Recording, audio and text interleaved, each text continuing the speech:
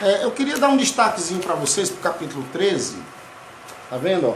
Questão agrária e sustentabilidade. Né? Eu já disse para vocês que não falta comida no mundo.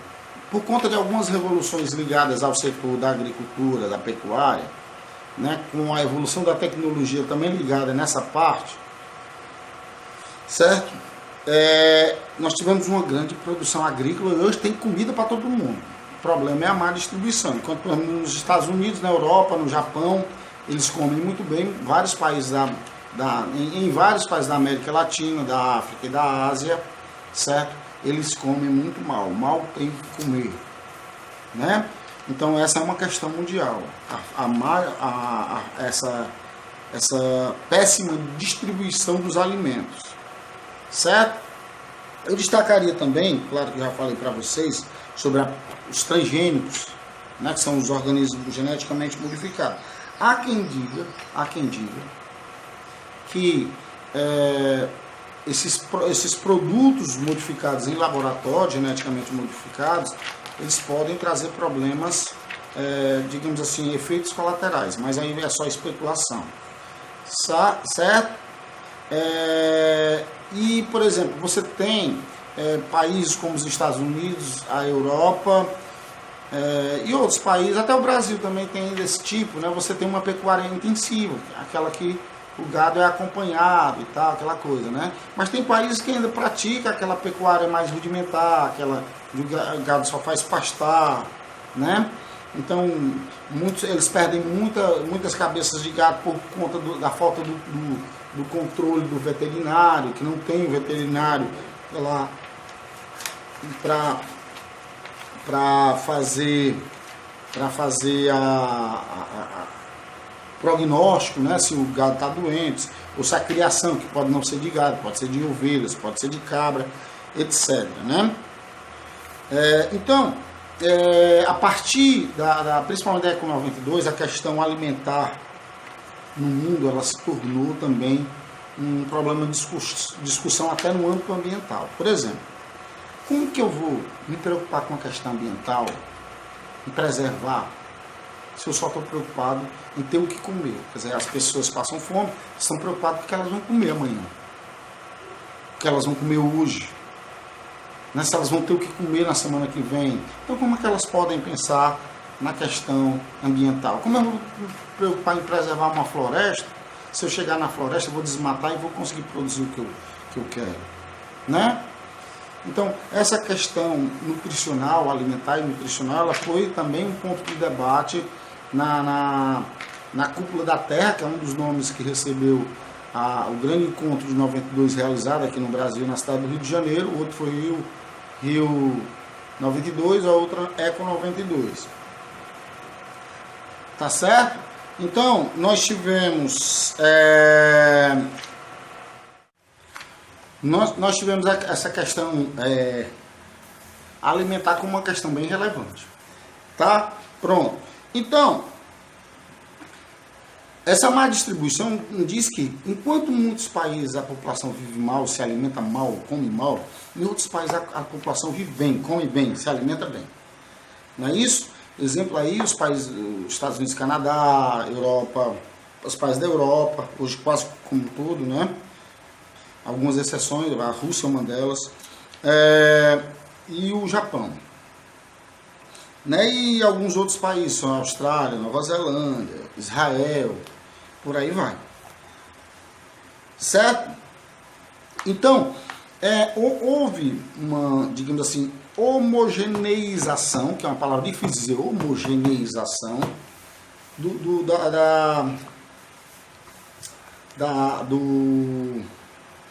da forma de se alimentar. Uma homogeneização das práticas alimentícias. O mundo passou a se alimentar de uma forma mais parecida do que era antes. Né? Por exemplo, 4 produtos se destacam hoje na mesa do povo, da população mundial. Né? 4 produtos se destacam na mesa da população mundial. São eles. Vamos lá. O arroz. Arroz, lembra? Agricultura de jardinagem lá da Sudeste Asiático, do Extremo Oriente ali, né? Eles têm principalmente o arroz como principal produto. Tá? Então, o mundo passou a comer arroz. O brasileiro é o papa arroz, né? Se você pegar a grande parte do seu prato na hora do almoço, ou se você tem a prática de jantar, boa parte do seu prato é constituído por arroz. Ah, não, vou comer comida japonesa. Se for sushi, é arroz também, né? Boa parte do sushi é de arroz. Certo? Outro produto muito consumido é o milho. Aqui no Ceará a gente come muito cuscuz. Cuscuz é do milho. Pamonha é do milho. Canjica é do milho. Milho cozido é do milho, é novidade, né? Milho assado é do milho. Então eles consomem muito milho. Certo? E outras coisas aí que se faz, né? O trigo. Se consome muito trigo. Então arroz, milho, trigo. Tá? O trigo, sabe que você come aquele pãozinho de manhã? Né? E aquele pãozinho de manhã é feito de trigo. Então o preço internacional do trigo, o preço do mercado internacional do trigo, influencia diretamente no preço do seu pãozinho. Tá ok? Tá ok. Pronto. Então, arroz, milho, trigo e, claro, não podia ficar de fora, que eu falei para vocês, que é a vaca das plantas, que é a soja. Muita gente não come carne de soja. Tá? Então, hoje houve uma certa, digamos assim, homogeneização nos padrões alimentares mundiais. A população passou a comer de uma maneira mais parecida. Tá? Por exemplo, eu posso fazer diesel com soja, sabia? Assim como eu posso fazer com amônia, assim como eu faço biocombustível, biodiesel, a partir da cana-de-açúcar. No Brasil não tem um álcool combustível feito da cana-de-açúcar, que é um problema, como eu já falei para vocês. Né? Porque tem um problema do açúcar, que é um alimento, e da do álcool, certo? Que, no caso, tem um álcool para abastecimento de veículos. Tá? E hoje existe uma preocupação com a sustentabilidade da agricultura, certo? Por exemplo, hoje algumas fazendas, elas fazem o que a gente chama de agricultura orgânica, vocês já ouviram falar? Onde elas não usam agrotóxicos, elas procuram fazer da maneira mais natural possível, exatamente para evitar que esses organismos, com utilização exagerada desses produtos, possam causar mal para quem consome, e além de tudo, esses produtos eles poluem os solos, os aquíferos, quando eles descem lá para as águas subterrâneas. Certo? Então é comum hoje a gente ter uma espécie de agricultura orgânica, e também que é bastante ligada à agroecologia. É quando você vai unir e fazer o que eu chamo de desenvolvimento sustentável. Você vai unir toda a questão da agricultura, desenvolvimento da agricultura, da própria pecuária, com a questão ambiental. Vai utilizar os recursos respeitando a natureza. Certo? Então seria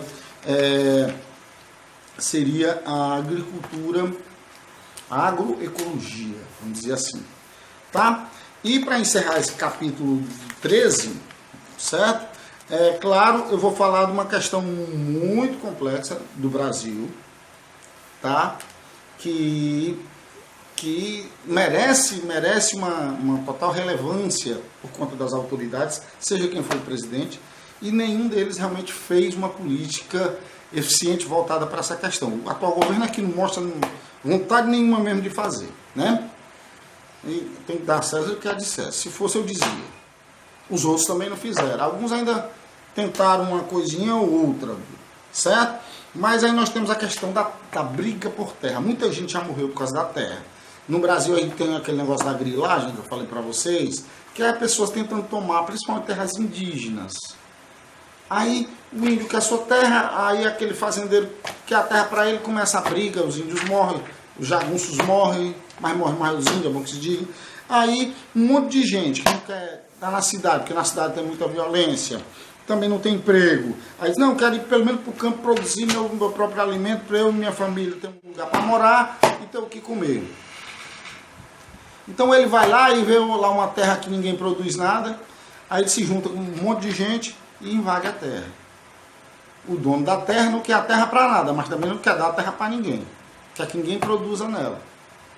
Não é porque antigamente ainda tem, mas tinha mais, que você fazia um acordo, mas por conta de leis trabalhistas ficou mais complicado. Você faz um acordo, não, você fica com a terra aí, você produz, metade da produção você dá para mim que sou o dono da terra. Você fica na terra, fica morando, fica produzindo e me dá chamado de meieiros, dá metade do que produzir. Tá, mas aí começou a briga pela terra no país. Então um grupo de pessoas começou a invadir essas terras. Aí começaram a morrer, começou a ter uma espécie de guerrilha no campo. Até que no começo dos anos 80, lá no Paraná, na região sul, surgiu no Brasil o MST. Certo? O que é o MST? É o Movimento dos Trabalhadores Rurais Sem Terras. Certo? A gente sabe que no Brasil, por exemplo, desde das capitanias hereditárias, houve uma concentração das terras. Ou seja, pouca gente ficou com terra, até pela coroa portuguesa, para tentar colonizar o Brasil. Certo? E isso passou a ser digamos assim, uma regra no Brasil. Que a grande parte da terra está na mão de poucos. Certo? Com o tempo, claro, essa concentração fundiária, essa estrutura fundiária concentradora do Brasil ficou evidente e, claro, essas guerrilhas começaram a aparecer. Então começou, e muita gente é contra, muita gente é a favor, certo? Começou um movimento para cobrar do governo uma política de distribuição de terra para quem quer plantar, para quem não quer vir para a cidade, que quer ficar no campo, plantar junto com seus amigos, junto com sua família. Certo? Então, como é que eles começaram a fazer, principalmente a sua luta? Através das invasões de terras não produtivas. Só que quando a imprensa no Brasil não mostrava essas invasões de terras improdutivas, mas quando eles invadiam uma que era pseudoprodutiva, a imprensa logo mostrava, fazendo com que grande parte da população ficasse contra esses trabalhadores sem terra. Certo? Então, esses trabalhadores, eles começaram, se organizaram, formaram uma espécie de partido que não lança candidatos, mas apoia outros candidatos, que cobrar do governo, certo? Um dos grandes, digamos assim, parceiros desse movimento foi um dos presidentes, né, que foi o Lula. Só que o Lula também ele não fez uma grande política nessa área. Então, qual a principal reivindicação do movimento dos sem terras? Uma reforma agrária. Já que há uma concentração na mão de poucos das terras do Brasil, eles querem que haja uma distribuição de terra. Só que no Brasil se faz assim, ó. Você pega a terra que eles querem invadir, o governo vai lá e compra do latifundiário por 3 vezes o valor que ela vale. Aí bota lá os assentamentos. Eles sem a menor condição de produzir, sem semente selecionada, sem projeto de irrigação, sem acompanhamento técnico, o que eles fazem? Eles pegam aquelas grandes terras, dividem em lotes e distribuem, né, para os trabalhadores sem terras. Aí o que acontece? Eles sem condição pega e vende. Geralmente quem compra é o mesmo que era o dono. Quer dizer, ele fica com a mesma terra que era dele, certo? E ainda fica com o dinheiro que ele ganhou da venda para o governo. Certo? Então, quer dizer, uma reforma agrária eficiente seria, o governo vai comprar pelo preço justo a terra, vai distribuir, vai fazer acompanhamento. Essas pessoas estando lá, produzindo, estando lá com suas famílias, tendo escola para estudar para os seus filhos, certo? Tendo pelo menos um posto médico para se consultar, produzindo, né, consumindo e vendendo o excedente, que abastece essas pequenas cidades também, e às vezes até a grande cidade, certo? Quer dizer, eles vão deixar de vir para a cidade, ou seja, vão deixar de praticar o êxodo rural. Porque quando se vem para a cidade, que já não tem as condições necessárias para atender o povo que já mora aqui, certo? A cidade incha a demanda pelos serviços públicos, ela aumenta, os governos não têm condição de suprir essa demanda e descamba para quê? Para a violência. Falta de saúde, falta de emprego, falta de estrutura, falta de hospitais, gera violência. Por isso que as cidades no Brasil, de um modo geral, são bem violentas. Também por isso, não é só por isso não, mas também por isso. Então, se as pessoas estiverem no campo produzindo, elas vão vir para a cidade. Então, é bom até para quem está na cidade. Tá certo? Mas, infelizmente, não existe, não apareceu realmente um governo sério que fizesse essa reforma agrária estrutural. Que a gente não precisa de uma reforma agrária convencional. Nós precisamos de uma reforma agrária estrutural. Ah, pessoal, mas eu não sou a favor, não. O governo está dando tudo isso para o povo. Mas quando ele faz isso, quando ele dá terra e ajuda nas condições para que eles comecem, pelo menos no início, a plantar, melhora para todo mundo. Melhora para o próprio trabalhador que fica no campo, melhora para quem mora na cidade. Melhora para a gente ter mais produtos a nosso dispor, quer dizer, barateando o preço. É porque se eu tenho uma produção pífia de laranja, certo? O preço da laranja vai subir quando chegar lá para eu consumir no supermercado. Mas se mais gente está produzindo no campo, porque o governo fez uma reforma agrária eficiente, então vai ter mais laranja para eu comprar. Então o preço vai baixar. Isso é a lei de mercado, lei da oferta e da procura. Tá bom? Beijo para vocês, boa sorte aí nas suas notas. Tá? Tchau, tchau.